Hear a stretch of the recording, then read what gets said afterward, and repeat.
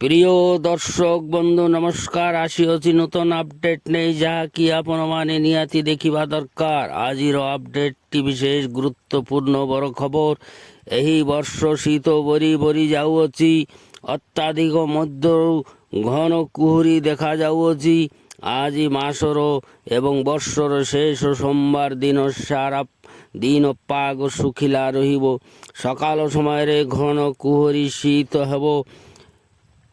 ଯେଉଁ ସବୁ ଜିଲ୍ଲା ଗୁଡ଼ିକ ହେଲା କାଲାହାଣ୍ଡି, କନ୍ଧମାଳ, ସୁନ୍ଦରଗଡ଼, କୋରାପୁଟ, ଖୋର୍ଦ୍ଧା, ସମ୍ବଲପୁର, କଟକ, ନୟାଗଡ଼, ଜଗତସିଂହପୁର, କେନ୍ଦ୍ରାପଡ଼ା, ବାଲେଶ୍ୱର, ମୟୂରଭଞ୍ଜ, ଅନୁଗୁଳ, ଯାଜପୁର ଜିଲ୍ଲାଠାରେ ହାଲୁକାରୁ ମଧ୍ୟମ କୁହୁଡ଼ି ହେବ ବୋଲି ସକାଳ ସମୟରେ ଏବଂ କିଛି କିଛି ସ୍ଥାନରେ ଘନ କୁହୁଡ଼ି ମଧ୍ୟ ହେବ। ଜିଲ୍ଲା ଗୁଡ଼ିକ ହେଲା ଅନୁଗୁଳ, ସମ୍ବଲପୁର, ସୁନ୍ଦରଗଡ଼, ଢେଙ୍କାନାଳ, କାଲାହାଣ୍ଡି, କନ୍ଧମାଳ ଏବଂ ନୟାଗଡ଼। ଏହିସବୁ ଜିଲ୍ଲାରେ ଯେମିତି ଶୀତ ସେମିତି ଘନ କୁହୁଡ଼ି। ଦର୍ଶକ ବନ୍ଧୁ, ପ୍ରବଳରୁ ଅତି ପ୍ରବଳ ଘନ କୁହୁଡ଼ି ହେଉଥିବା ଜିଲ୍ଲାର 5ରୁ 10 ଫିଟ୍ ମଧ୍ୟରେ କିଛି ଦୃଶ୍ୟମାନ ହେଉନାହିଁ। କିଛି କିଛି ସ୍ଥାନରେ ଜିଲ୍ଲାଗୁଡ଼ିକ ହେଲା କନ୍ଧମାଳ, ଫୁଲବାଣୀ ଏବଂ ଦାରିଙ୍ଗବାଡ଼ି, ଉଦୟଗିରିଠାରେ, ସୁନ୍ଦରଗଡ଼ର କେରାଇ ଓ ରାଉରକେଲା ସ୍ଥାନଠାରେ।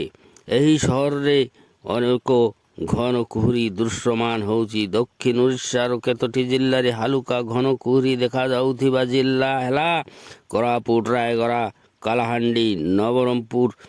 ସବୁଠାରୁ ସର୍ବାଧିକ ତାପମାତ୍ରା ରେକର୍ଡ ହୋଇଥିବା ଦିନ ସମୟରେ 29.2 ଡିଗ୍ରୀ ପାରଲାଖେମୁଣ୍ଡି ଜିଲ୍ଲାଠାରେ ଏବଂ ଦିନରେ ରେକର୍ଡ ହୋଇଥିବା ସର୍ବନିମ୍ନ ତାପମାତ୍ରା 6.0 ଡିଗ୍ରୀ ଫୁଲବାଣୀଠାରେ, ସୁନ୍ଦରଗଡ଼ଠାରେ 9 ଡିଗ୍ରୀ, ରାଉରକେଲାଠାରେ 7 ଡିଗ୍ରୀ, ଝାରସୁଗୁଡ଼ାଠାରେ 7 ଡିଗ୍ରୀ, କେନ୍ଦୁଝରଠାରେ 9 ଡିଗ୍ରୀ, ଅନୁଗୁଳରେ 9 ଡିଗ୍ରୀ, ବୌଦ୍ଧଠାରେ 10 ଡିଗ୍ରୀ, ବଲାଙ୍ଗୀରରେ 10 ଡିଗ୍ରୀ, ଫୁଲବାଣୀରେ 6 ଡିଗ୍ରୀ, ଭବାନୀପାଟଣାଠାରେ 10 ଡିଗ୍ରୀ, ରାୟଗଡ଼ାଠାରେ 10 ଡିଗ୍ରୀ, ନବରଙ୍ଗପୁରଠାରେ 9 ଡିଗ୍ରୀ, କୋରାପୁଟଠାରେ ରେକର୍ଡ ହୋଇଛି 7 ଡିଗ୍ରୀ, ସୋନପୁରଠାରେ ରେକର୍ଡ ହୋଇଛି 11 ଡିଗ୍ରୀ, ଢେଙ୍କାନାଳରେ 11 ଡିଗ୍ରୀ,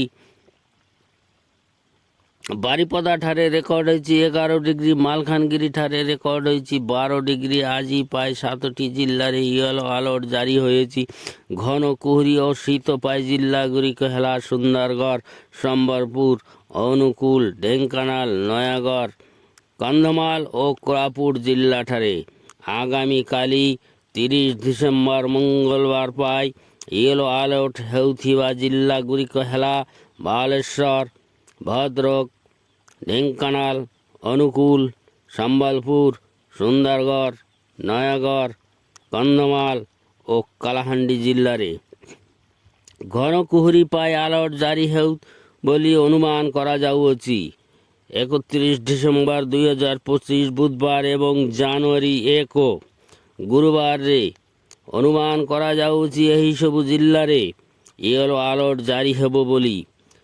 କନ୍ଧମାଳ, ନୟାଗଡ଼, ଖୋର୍ଦ୍ଧା, ଜଗତସିଂହପୁର, କେନ୍ଦ୍ରାପଡ଼ା, ଭଦ୍ରକ, ବାଲେଶ୍ୱର, ସୁନ୍ଦରଗଡ଼ ଏହିସବୁ ଜିଲ୍ଲାରେ ଘନ କୁହୁଡ଼ି ପାଇଁ ଆଲର୍ଟ ଜାରି ହେବ ବୋଲି IMDରୁ ଅନୁମାନ କରାଯାଉଅଛି। ଦର୍ଶକ ବନ୍ଧୁଗଣ, 2 ଜାନୁଆରୀ 2026 ଶୁକ୍ରବାର ଦିନରେ କୁହୁଡ଼ି ପାଇଁ ଆଲର୍ଟ ହୋଇଥିବା ଜିଲ୍ଲା ହେଲା କଟକ, କେନ୍ଦ୍ରାପଡ଼ା, ଜଗତସିଂହପୁର, ଭଦ୍ରକ, ବାଲେଶ୍ୱର, ଯାଜପୁର, ଅନୁଗୁଳ, ଢେଙ୍କାନାଳ, ଖୋର୍ଦ୍ଧା, ନୟାଗଡ଼, ଗଞ୍ଜାମ, କନ୍ଧମାଳ, ପୁରୀ, ସୁନ୍ଦରଗଡ଼ ଜିଲ୍ଲାରେ ହେବ ବୋଲି ଅନୁମାନ କରାଯାଉଅଛି। ଦର୍ଶକ ବନ୍ଧୁଗଣ, ଏହିସବୁ ଜିଲ୍ଲାରେ ଜାତୀୟ ରାଜପଥରେ ଭାରତମାଲା ରାସ୍ତାରେ ଯାତାୟାତ ପ୍ରଭାବିତ ହୋଇପାରେ ବୋଲି ଅନୁମାନ କରାଯାଉଛି। ସକାଳ ସମୟରେ ଚାଷୀ ଯାତ୍ରା କରୁଥିବା ଲୋକମାନେ ସାବଧାନ ରହିବାକୁ ପରାମର୍ଶ ଦିଆଯାଇଅଛି। ଆସନ୍ତା 24 ଘଣ୍ଟା ଯାଏ ଶୀତ କୁହୁଡ଼ି ପ୍ରଭାବ ଜାରି ରହିପାରେ ବୋଲି ଅନୁମାନ କରାଯାଉଛି। ଅତ୍ୟଧିକ ଆବଶ୍ୟକ ନହେଲେ ସକାଳେ ଯାତ୍ରା କରନ୍ତୁ ନାହିଁ। ଶୀତ କୁହୁଡ଼ି ମଧ୍ୟରେ ହାଡ଼ଭଙ୍ଗା ଶୀତ ଯୋଗୁଁ ଚାଷୀ ଓ ଶ୍ରମିକଙ୍କ ଉପରେ ପ୍ରଭାବ ପଡ଼ୁଅଛି। ସମୁଦ୍ରକୁ ମାଛ ଧରାଳୀମାନେ ସାବଧାନ ରୁହନ୍ତୁ। ପାଣିପାଗ ବିଭାଗ ପରିସ୍ଥିତି ଉପରେ ଲଗାତାର ନଜର ରଖୁଅଛି। ପାଣିପାଗ ବିଭାଗରୁ ସୂଚନା ଅନୁସାରେ ଆଗାମୀ 2ରୁ 3 ଦିନ ଯାଏ ଶୀତ ଓ ଘନ କୁହୁଡ଼ିର ପ୍ରଭାବ ଜାରି ରହିପାରେ ବୋଲି ଅନୁମାନ କରାଯାଉଅଛି। ଏହି ସପ୍ତାହ ମଧ୍ୟରେ ବର୍ଷା ହେବାର କିଛି ସମ୍ଭାବନା ନାହିଁ, କିନ୍ତୁ 10ରୁ 12 ଦିନ ମଧ୍ୟରେ ଉତ୍ତର ଓ ପଶ୍ଚିମ ଓଡ଼ିଶା ଉପରେ କିଛି କିଛି ଜାଗାରେ ମେଘୁଆ ପାଗ ଦେଖାଯାଇପାରେ ବୋଲି ଅନୁମାନ କରାଯାଉଅଛି। ବାଲେଶ୍ୱର, ସୁନ୍ଦରଗଡ଼ ଏହିସବୁ ଜିଲ୍ଲାରେ ଘନ କୁହୁଡ଼ି ପାଇଁ ଆଲର୍ଟ ଜାରି ହେବ ବୋଲି IMDରୁ ଅନୁମାନ କରାଯାଉଅଛି। ଦର୍ଶକ ବନ୍ଧୁଗଣ, 2 ଜାନୁଆରୀ 2026ରେ ଶୁକ୍ରବାର ଦିନରେ କୁହୁଡ଼ି ପାଇଁ ଆଲର୍ଟ ହୋଇଥିବା ଜିଲ୍ଲା ହେଲା କଟକ, କେନ୍ଦ୍ରାପଡ଼ା, ଜଗତସିଂହପୁର, ଭଦ୍ରକ, ବାଲେଶ୍ୱର, ଯାଜପୁର, ଅନୁଗୁଳ, ଢେଙ୍କାନାଳ, ଖୋର୍ଦ୍ଧା, ନୟାଗଡ଼, ଗଞ୍ଜାମ, କନ୍ଧମାଳ, ପୁରୀ, ସୁନ୍ଦରଗଡ଼ ଜିଲ୍ଲାରେ ହେବ ବୋଲି ଅନୁମାନ କରାଯାଉଅଛି। ଦର୍ଶକ ବନ୍ଧୁଗଣ, ଏହିସବୁ ଜିଲ୍ଲାରେ ଜାତୀୟ ରାଜପଥରେ ଭାରତମାଲା ରାସ୍ତାରେ ଯାତାୟାତ ପ୍ରଭାବିତ ହୋଇପାରେ ବୋଲି ଅନୁମାନ କରାଯାଉଛି।